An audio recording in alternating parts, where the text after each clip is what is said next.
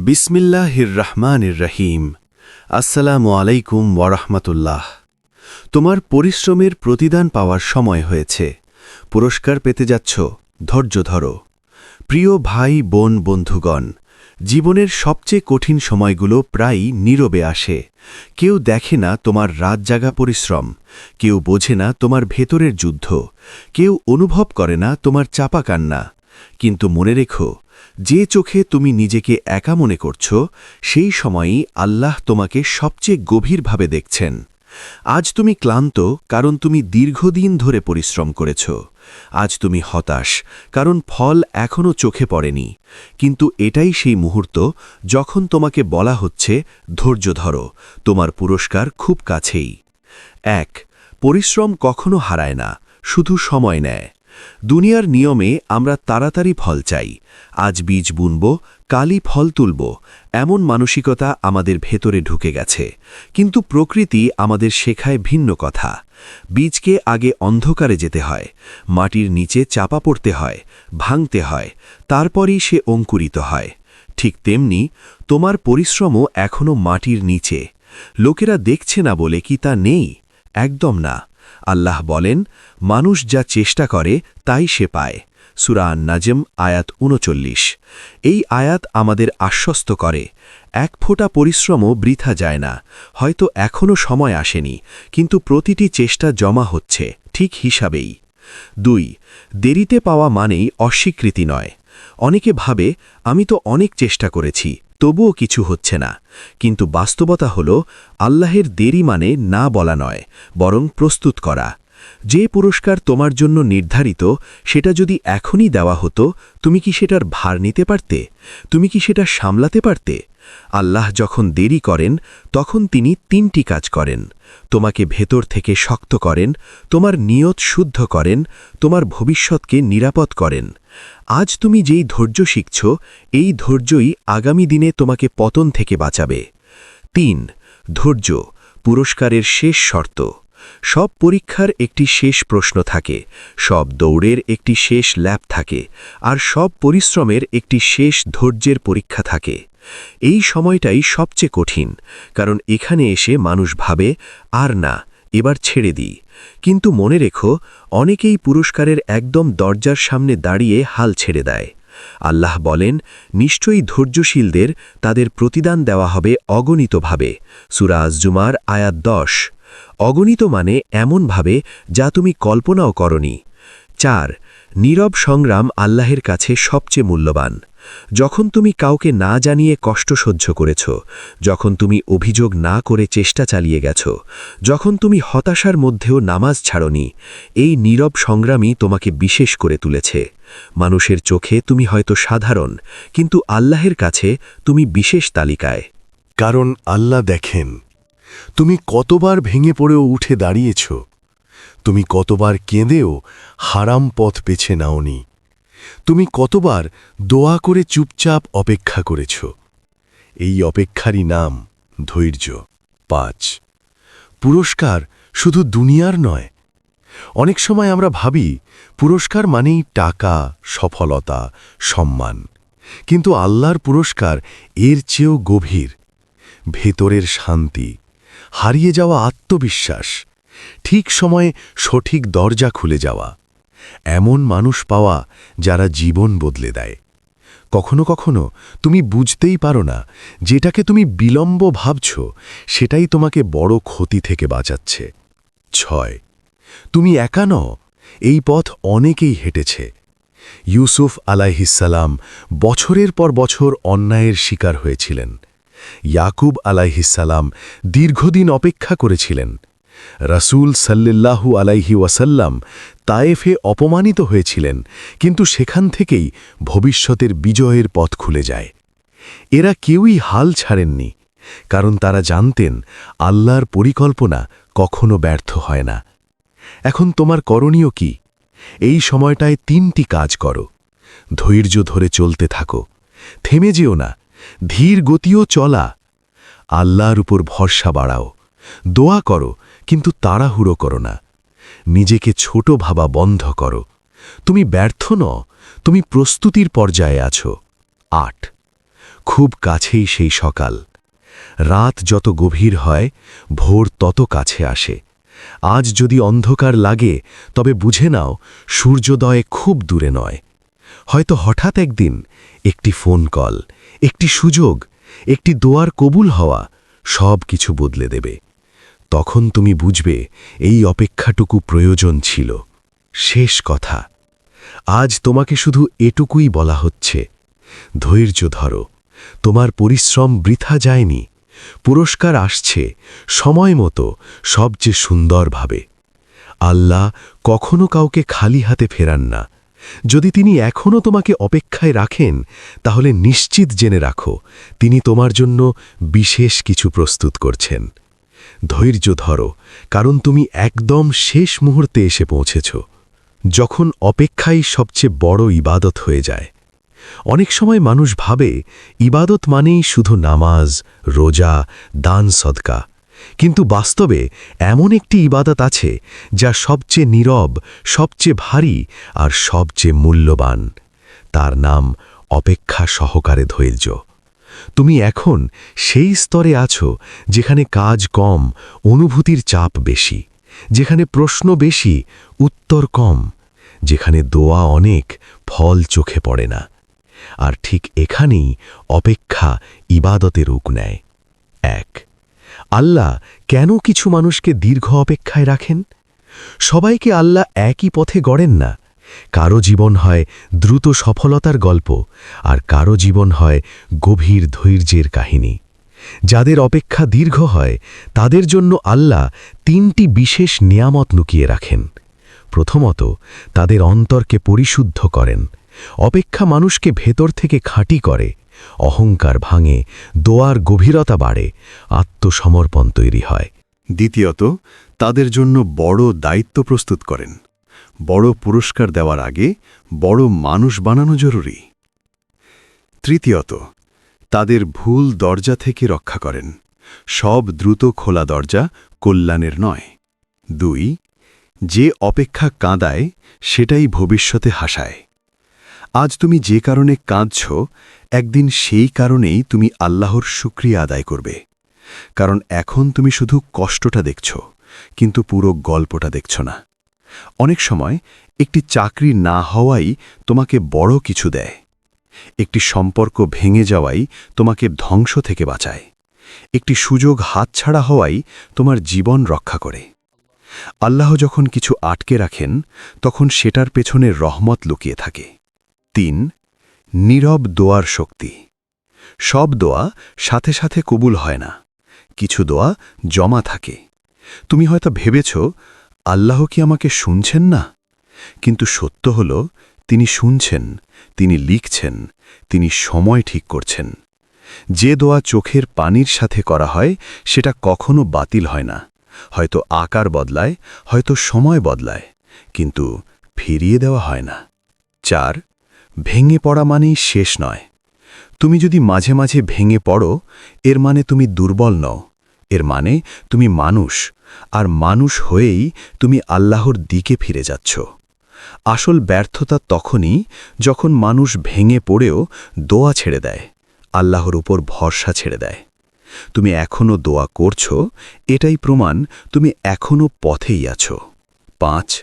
আল্লাহ কখনো দেরি করেন না। আমরা দেরি আর সময়কে মানুষের ক্যালেন্ডার দিয়ে বিচার করি, কিন্তু আল্লাহর সময় আলাদা। তিনি জানেন কখন দিলে তুমি কৃতজ্ঞ হবে, কখন দিলে তুমি নষ্ট হয়ে যাবে। যে জিনিসটা তুমি আজ চাইছ, হয়তো আজ পেলে তুমি হারিয়ে ফেলতে। তাই আল্লাহ অপেক্ষা করান, ক্ষতি নয়, রক্ষা করার জন্য। 6. এই সময়টায় নিজেকে কিভাবে সামলাবে? এই সময়টা পার করার জন্য কয়েকটি বিষয় মনে রাখো। নিজেকে অন্যদের সাথে তুলনা করো না। ছোট অগ্রগতিকে অবহেলা করো না। নিয়মিত ইস্তিগফার করো। আল্লাহর কাছে অভিযোগ নয়, আরজি করো। মনে রেখো, তুমি থেমে নেই, তুমি তৈরি হচ্ছ। 7. খুব অল্প বাকি। যে মানুষ সবচেয়ে বেশি ধৈর্য ধরে, সেই সবচেয়ে সুন্দর বিস্ময় দেখে। হয়তো আরেকটু, আর কয়েকটা রাত, আর কয়েকটা অশ্রু, আর কিছুটা নীরবতা। তারপরেই আল্লাহ বলবেন, এবার। আর তখন সব কিছু একসাথে বদলে যাবে।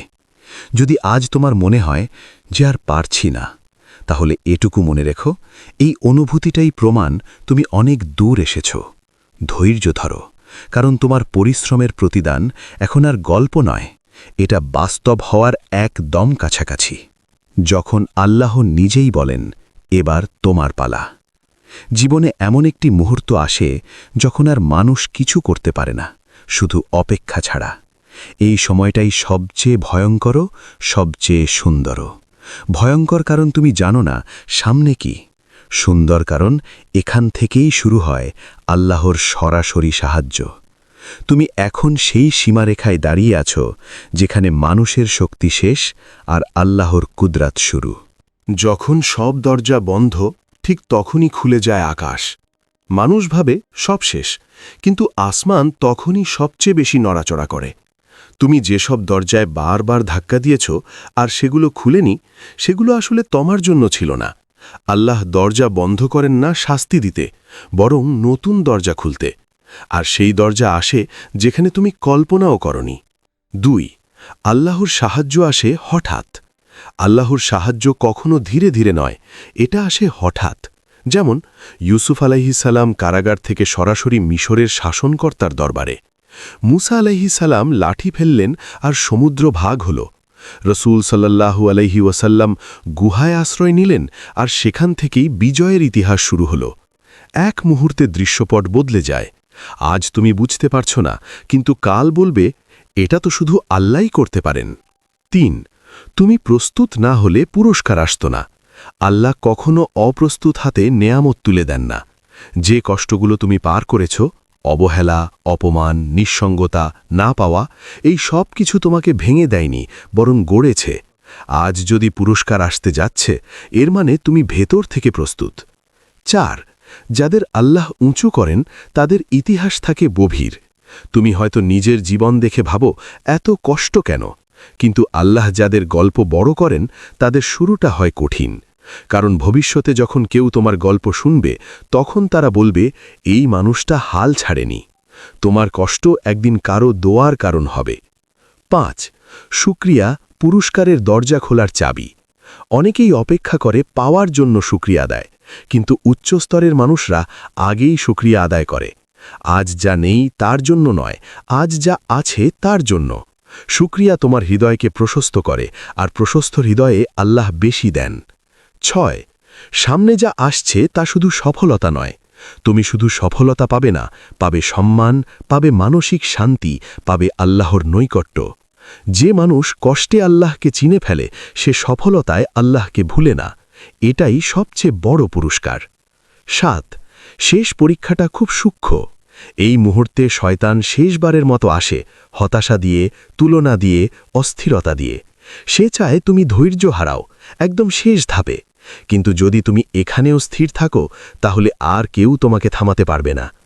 8. খুব শিগগিরই তুমি বুঝবে।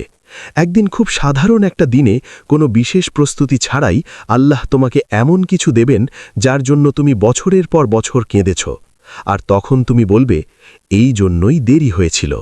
আজ যদি তুমি ক্লান্ত হও, তাহলে জেনে রাখো, তুমি হেরে যাচ্ছ না, তুমি শেষের দিকে পৌঁছেছ। ধৈর্য ধরো, কারণ খুব শিগগিরই আল্লাহ বলবেন, তোমার পরিশ্রম আমি দেখেছি, তোমার অশ্রু আমি গুনেছি, এবার তোমার পুরস্কার গ্রহণ করো। আর সেই মুহূর্তে তুমি বুঝবে 1 সেকেন্ডের অপেক্ষাও বৃথা ছিল না। ধৈর্য, পরিশ্রম ও পুরস্কার। রসুল সাল্লাল্লাহু আলাইহি ওয়াসাল্লাম ও হজরত আলী রাদিয়াল্লাহু আনহু কি বলেন?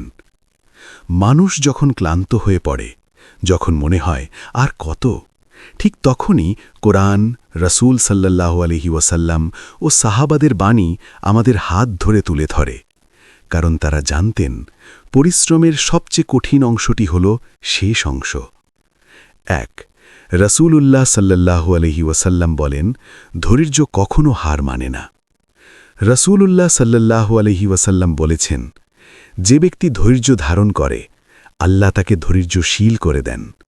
আর ধৈর্যের চেয়ে উত্তম ও বিস্তৃত কোনো দান কাউকে দেওয়া হয়নি। বুখারী ও মুসলিম। এই হাদিস আমাদের শেখায় ধৈর্য কোনো দুর্বলতার নাম নয়। ধৈর্য হল আল্লাহর পক্ষ থেকে পাওয়া সবচেয়ে শক্তিশালী উপহার। আজ তুমি যদি ধৈর্য ধরে থাকো, এটা তোমার একার শক্তি নয়, এটা আল্লাহর দেওয়া শক্তি। 2. রসূল সাল্লাল্লাহু আলাইহি ওয়াসাল্লাম নিজে কষ্টের চূড়ান্ত উদাহরণ।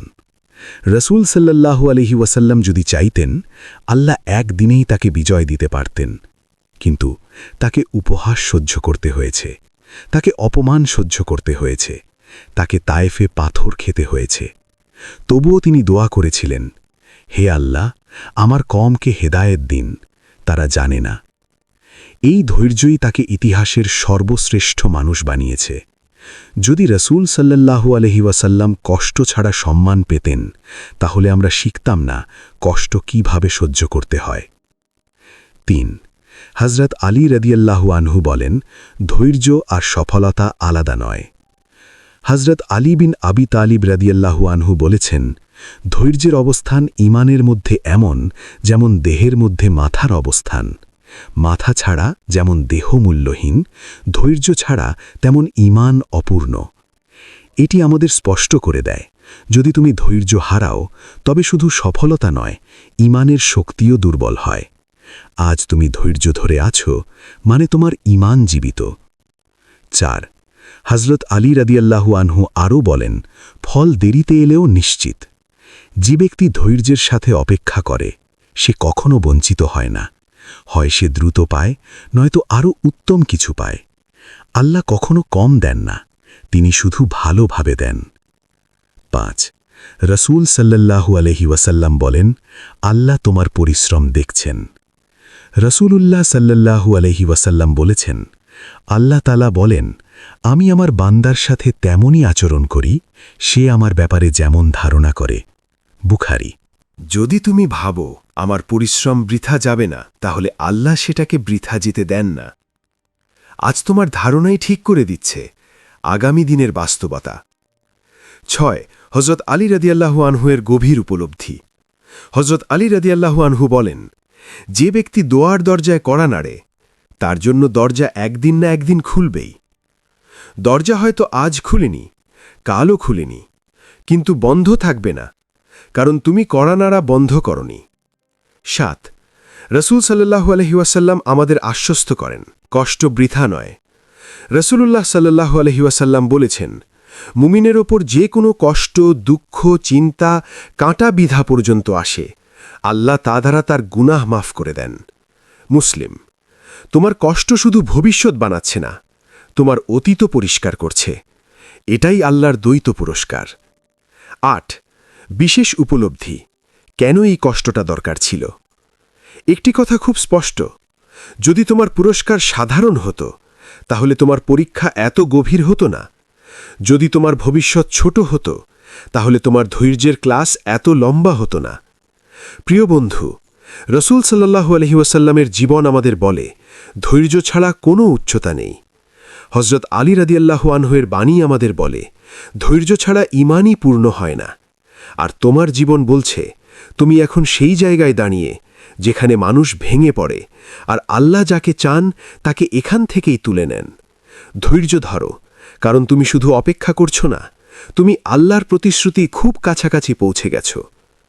হে আল্লাহ, আমাদের এমন বিশ্বাস দিন যা ভাঙে না, এমন ধৈর্য দিন যা পথ ছাড়ে না, আর এমন কর্ম দিন যা আমাদের আপনার কাছে টেনে নেয়। আমিন ইয়া রাব্বাল আলামিন। এই পর্যন্ত ভিডিওটি দেখার জন্য আপনাকে অসংখ্য ধন্যবাদ। ভালো লাগলে লাইক, শেয়ার এবং ফলো দিয়ে উৎসাহিত করবেন এবং সাবস্ক্রাইব করে পাশে থাকবেন, যাতে এই ধরনের ভিডিও আপনাদের কাছে পৌঁছে দিতে পারি এবং এই রকম ভিডিও দেখে আমাদের অন্তরাত্মাকে পরিশুদ্ধ করতে পারি। আসসালামু আলাইকুম ওয়া রাহমাতুল্লাহি ওয়া বারাকাতুহু।